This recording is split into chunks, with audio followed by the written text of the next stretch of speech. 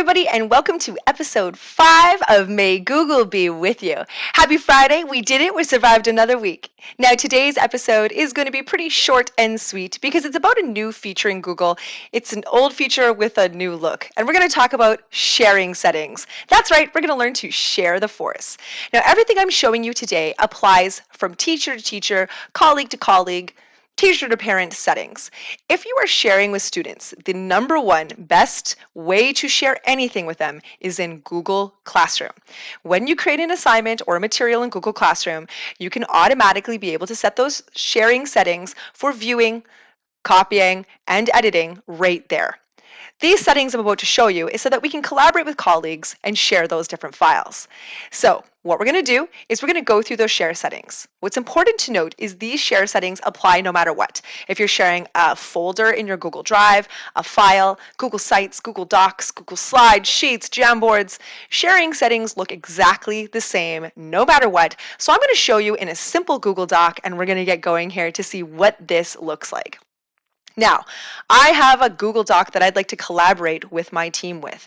So what I'm going to do is I'm going to go ahead and I'm going to be collaborating by hitting that share button in the top right-hand corner.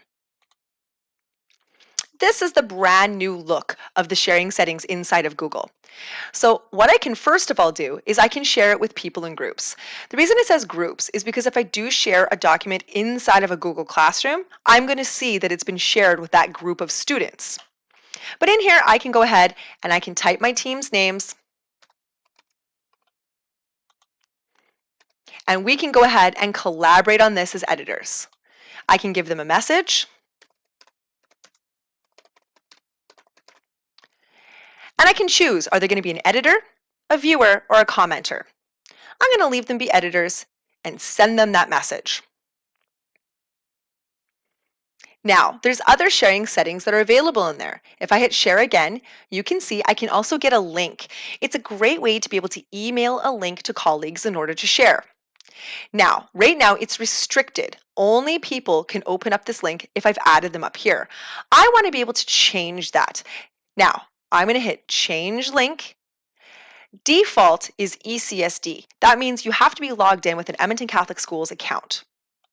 If you're from one of our guest districts as part of our video series, just know this will probably apply to your school division as well. Right here though, I'm going to change that. It doesn't have to be ECSD. I can make it so anyone who has this link can view it. I can copy the link right from here and I can say done.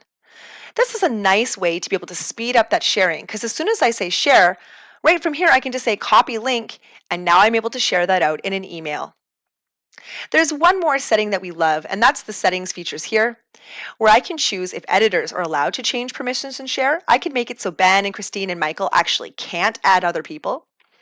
And if it's a view-only link, you can stop people from downloading, printing, or copying. That's pretty locked down. It means they can only look at it and do nothing else with it. So think about it before you want to check or uncheck that box. The other thing that I can do is instead of just making people be an editor, I can actually even transfer ownership. This is great if perhaps I was leaving a school, changing departments, and I want to be able to transfer over the ownership of these materials to my team. Be careful before you do that though, because really I wouldn't have that ownership access anymore. But this is a great feature, giving temporary access for commenting and viewing.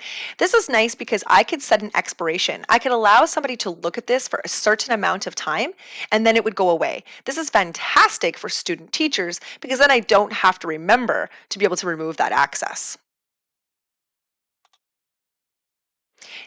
I could say save and now I would have those changes. Now, I'm going to show you one more trick that's really using our Jedi mind powers, and that's a forced copy link. Now again, when it comes to our students, we want to make sure that we're using the features inside of Google Classroom to make copies, allow them to edit, and allow them to view. But let's say I wanted to share a very important document with all of you, and I wanted to be able to force you to make a copy as opposed to just having to open it up and say, file, make a copy. Now, the trick to this is, as long as your document is shared, as anyone with the link can view, that's step number one. And whether that's a doc, sheets, slides, doesn't matter. I'm going to be able to change it so that that link will now force you to make a copy. So what I did is I made sure that it's anyone with the link can view. And up in the top right here, normally this says edit.